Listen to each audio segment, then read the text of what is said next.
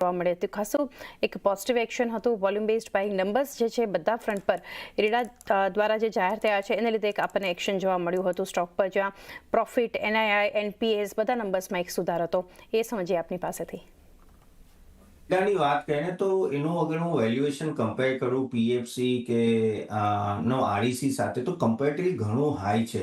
તમે જો તો એ 3 price two book value trade કરી જાય. પીએફસી 0.8 ની આજુબાજુ છે, આરઈસી અરાઉન્ડ 1 ની આજુબાજુ છે.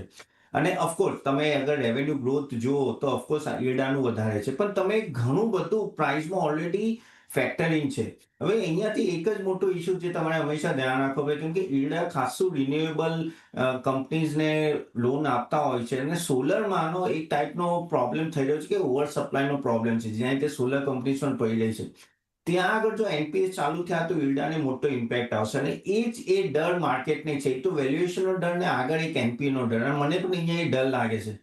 ઈરડા કંપની સારી છે, બધું સારું છે, પણ મને હજી પણ I am not comfortable with the valuation. તો લોંગ ટર્મ માટે હજી પણ અગર મને કોઈ ચાન્સ આવે તો હું પીએફસી આરએસી વધારે પ્રિફર કરીશ, કેમ કે વેલ્યુએશન કમ્ફર્ટ આવે છે.